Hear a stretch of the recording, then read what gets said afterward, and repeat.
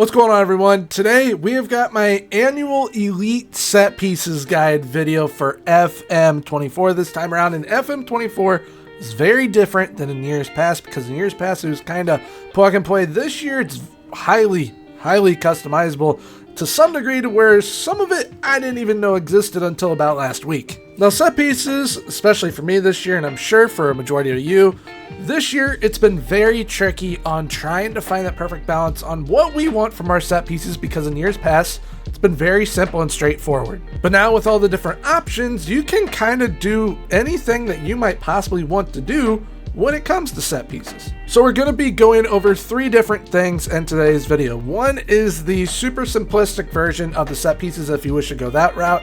The second one is the super in-depth version, and then the third is the ones that I specifically use and made up especially for my Lazio save that I'm currently doing on Twitch. Which, if you wish to download the set pieces that I show you here in today's video, I'll be linking it down below in the description in my Discord. That's where you're going to be able to download my set pieces from, and I'll also have a link down below to my Twitch if you guys wish to check out the save over there also. But now, without further ado, let's go ahead and get into today's video.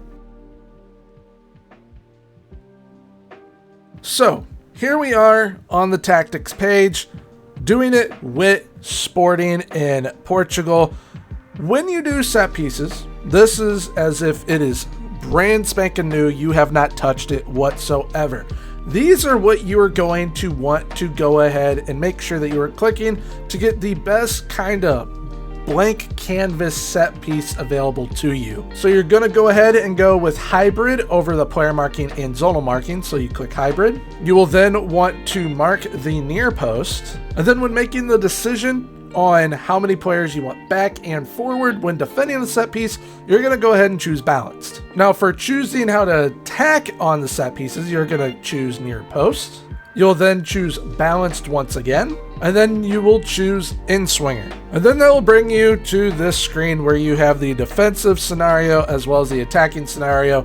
This is how it is blank canvas version. You have not touched anything. It's just the game generating it for you, and it kind of is how it was in previous years. This is the near post corners, except you can make these even more overpowered and get as many goals as you could possibly crave from these by doing it yourself and understanding how to build the set piece tactic to your liking, which now that's what we're going to go over. So we're going to go over the attacking scenario first for corners. You are going to want to aim for that near post still.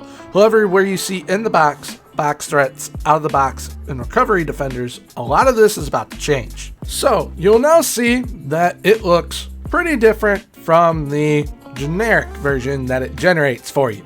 That is because this is one of the best setups you could possibly have.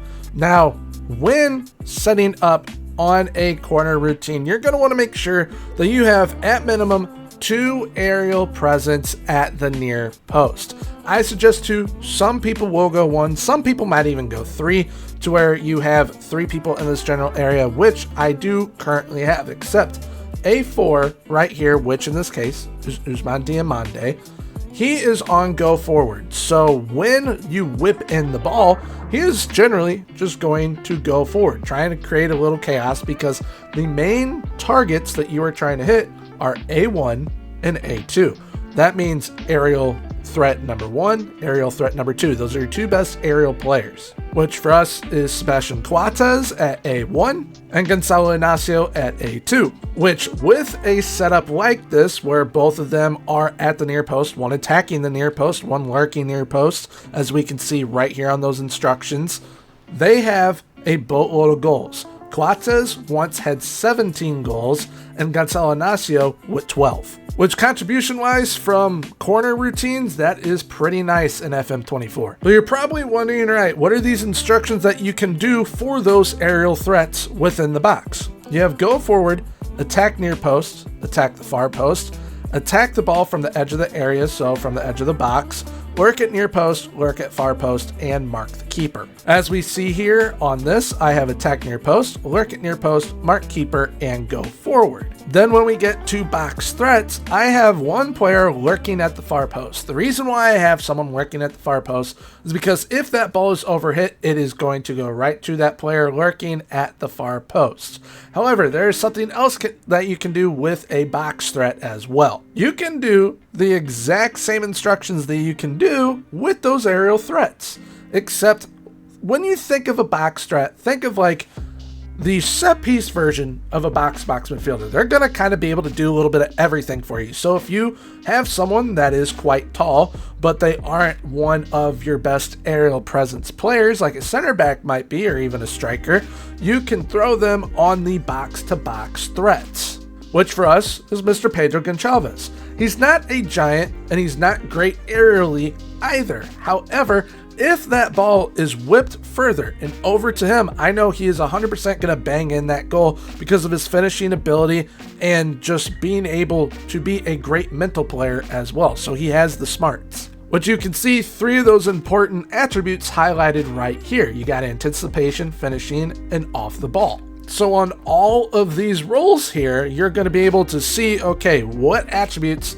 do I need to be focusing on to make sure that I will probably have the best player possible for the type of setup that I want to do. Because as we can see here with Sebastian Coates at that A1, he is part of the elite in this area. So finding a player like that with great jumping ability, great strength, great heading, they're going to be ideal for you on corners. Now when we get to outside of the box, you have the creators and recovery defenders. Creator wise, I suggest at least having 1, sometimes 2, but you can get super creative, just like with the creators outside of the box name.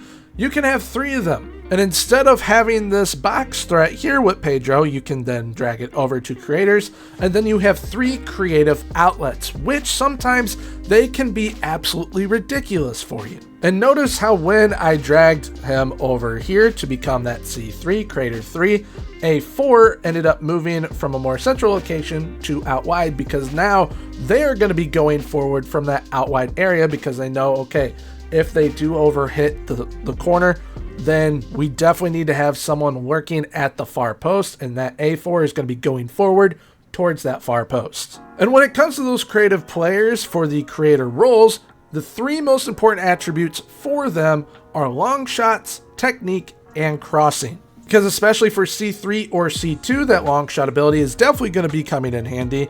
And for C1, that crossing ability is going to come in handy quite a bit as well. And one thing that is great about set piece routines is you can change where you're aiming the ball for. So with C1, say we want to go short, which these are pretty nice set pieces as well. They will then play the ball short. This box here with the lines, that is where the ball is generally going to be played to on a corner. So they would play off to C1, and C1 has the option to hit C2. C2 can then hit basically anyone over here. C1 might whip in a cross. They might try and play it out to C3. There's endless options. So whatever you are trying to whip up, you're definitely able to do, because just by going from the aim for right here, instead of short or near post, you go far post, and then changes it to how it would be. Obviously, if you are aiming far post, you would then need to change it to where they're attacking that far post instead. But a majority of the time with your corner set pieces, whatever you end up changing it to where you want to attack it from, whether it be an in swinger or an out swinger, it will do the changes for you to help you out a little bit. And I don't mean by when I say change it for you, I don't mean to where it's going to completely change it from what you originally had. What I mean, it's going to tweak those positions that you previously had to where it's now more accurate for the current setup that you are wanting to change it to. So once again, just to show you real quickly, you have the near post setup, then you go short. Notice how all these guys stayed in the exact same space. C2 and C1 were the only ones to move. But now we're going to go to the defensive scenario on a corner. When it comes to aerial defenders, the one thing you are going to want to have them doing, you don't want them zonally marking, you want them player marking. So every single player except for one, you're going to want to have them player marking, and then that extra one, you want them to mark the near post. For A6, that is Hiromasa Morita. Majority of the time, the player that is marking the near post is not going to have the best aerial ability. So they might end up being one of your shorter players. So just keep that in mind. If you have someone that's 5'5", this is probably going to be where they are unless you have them as C1 for the counterattack. But A1 through A5, those are going to be some of your best aerial defenders. But when you have A1 through A5, those are going to be your best aerial ability players. Then you're going to have the trackers. You're also going to want to have all of them on player mark as well. So you'll have everyone player marking except one person, that person's staying on the near post. And then you'll have one player staying up top for that counter. And this is basically the universal best all-around setup for defending on your corners. Whether you are defending the in-swinger or out-swinger, however it may be, you just want all your players player marking and having one player on that near post, one player ready to counter. However, if you're feeling a bit risky, you can definitely play something like this to where you have two creators and you have one on the edge of the area and then one staying forward. So say someone heads the ball up to that player on the edge of the area, you will then have two players on the counter attack. Now we're going to move on to those direct free kicks for the attack and defense. We're going to start with the defense this time. It is a lot like those corner set pieces where you're going to want all your players on the defensive side player marking. You want to make sure that they're player marking, keeping anyone from getting an open space. Then when it comes to the blockers, you will want at least 3 players forming that wall and a 4th to form the wall if needed. Then you see the if not needed portion. You're going to want to also have them forming the wall if needed, but you can have them staying up for a counter because the majority of the time they are going to be hitting that wall, maybe shoot it over, yada, yada, yada. But when it does hit that wall, they can then play it to that player on the counter immediately. So you have them stay forward on the far side because a majority of the time they're going to have one player staying back marking them, and if you can have them stay back on that far side, that's going to give them a little extra jump to where they don't need to necessarily try and push to the limits to potentially be offside. If you have them on that far side, it's going to help them get there way easier if you just play a long ball. But when it comes to the attacking version of direct free kicks, this is how I generally set up. You have 2 players that are going forward under aerial threats. On box threats, you have one attack the far post and one go forward. However, if you would rather attack that near post, you can also do that. Either or works. I do far post, but sometimes when I know that I can exploit that near post, I switch it to that. Now, creators wise, you're going to have 3 creators. One standing with the taker, one lurking outside far side, and one lurking outside at the center. You can have one far side and one near side as well. So it's like 3 players basically standing with the taker. And if they want to end up passing that ball off to C3, they will most certainly do so. And then C3 can end up whipping it in because once again, crossing, long shot, and technique are going to be the important attributes. Now when it comes to the recovery defenders, you have one on stay back and then one on stay back if needed. A majority of the time that D2, so the one on stay back if needed, they are going to be up around this area on the outside of the box because majority of the time you really only do need one back. But now we're gonna go over to the wide free kicks, and these are a little bit different. Now a lot of these are kind of for crossing opportunities. You won't see the opponent a lot of the time going for it from a wide area, or even your own players going for it from a wide area. Unless they're Ronaldo, of course, then they might actually try it. But when you are defending these, this is how you set up. You will want all your aerial defenders, all your trackers on go back. Or you will end up having all of them on player mark. You either choose one or the other. You either go everyone on go back or everyone on player mark, because if you have it kind of mixed up, that is going to allow your opponent to exploit it big time, and you might think, oh, well, maybe I can try and catch them off sides. No, that's going to allow them to score a whole lot more. So when it comes to defending these wide ones, either all on player mark or all on go back. Now when it comes to the blockers and the counter attackers, you'll want at least 2 players forming the wall. If you want to have one player forming the wall, you definitely can, because these wide ones, they are much harder to score from. So if you want to, you can have 2 players on the counter attack, which if you are to have 2 on the counter attackers, I would suggest having one on edge of area and then one on stay on the far side. Now when it comes to the attacking scenario for the wide free kicks, you're going to want to set it up like this. You're going to want the delivery to be an in swinger. For the aerial threats, you're going to have 1 attack the near post, 2 on go forward, 1 attack the far post. It kind of creates like a U type shape a little bit when they actually go. When it comes to the creators, you're going to want to have 1, once again, standing with the taker because that draws 1 defender to them. Then you will have another lurking on the outside area on the near side. For recovery defenders, you can have up to 3 staying back. However, if you want to, you can have basically everyone up there in the box on these if you wish to, although that is pretty risky, so at least probably just leave 1 back, which in that case, if you want a boatload of options for the aerial threats, this is how you would have it. You would have 4 on go forward, 1 near post, 1 far post. And talking about that delivery, you're going to have 2 options for these. On this setup where you just have 4 aerial threats, you're going to want it to be mixed. However, if you have the boatload of aerial threats, you're going to aim for that best header. Because in that scenario, when you are aiming for the best header, it's going to, a majority of the time, hit one of your 2 best aerial presence players. So now that brings us to the deep free kicks. How do we set up for these? We're once again going to start with the defensive side of it. And the defensive side of it is just like the indirect wide ones. You will have everyone either on go back or everyone on man mark. And same with the blockers and counter-attackers. You can either have 1 in that wall and 2 counter-attacking, or you can have 2 in the wall with 1 counter-attacking. Now for the attacking scenario, this one is a bit different once again. And the main reason is because of usually these deeper ones are pretty deep and your only option is trying to whip in across. So you can't really try and go for goal Ronaldo style.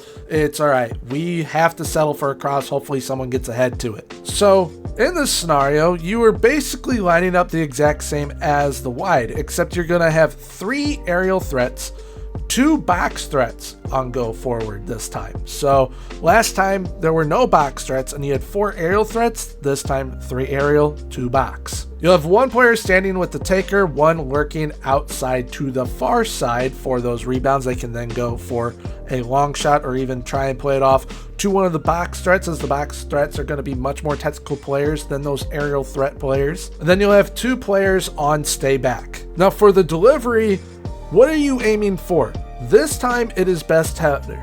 However, with the wide and deep, you will want to have 1 on best header, 1 on mixed. If you're going both for best header, you're probably not going to score as much as you were wanting to, although whichever center back has your best aerial ability or whichever striker has the best aerial ability for you, they're going to love you for doing that because they're going to have a boatload of goals.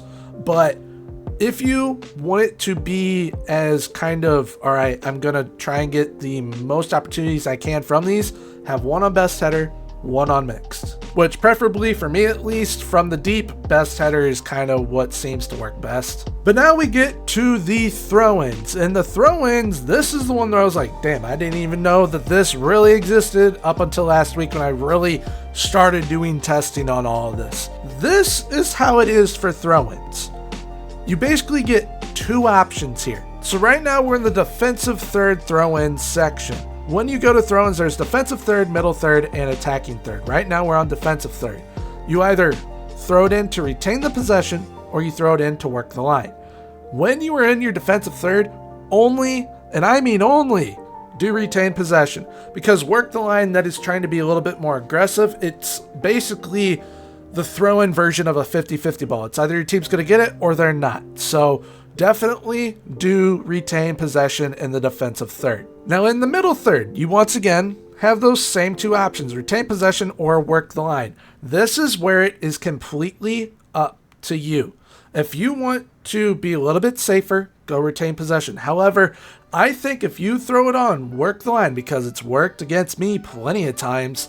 If you have it on, work the line, and you are throwing it forward to try and get a few feet, few yards for your side, you can be flying down the wing and your opponent can't catch you from one of these throw-ins. It is very, very difficult for it to end up working, but when it does, you can definitely get goals from it.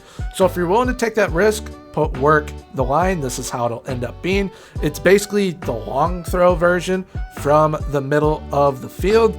But if you want to be safe, go retain possession, and you can just kind of work it out throughout your system like you usually do. And then finally, when we are in the attacking third, this is where we have the work into box option or the long throw option. Work into box is that safe version. Long throw is the aggressive version, just like we had for the mid third. This, for the attacking third, is the same options. You got the safe option or the aggressive option. If you are a more technical team, definitely go work into box. If you have great aerial presence players and you have a bigger side, definitely feel free to go long throw. However, if you go long throw, you basically need to have a setup like a set piece for it, hoping that it'll work. Which, if you are to go the long throw route, this is the setup that I would suggest for you.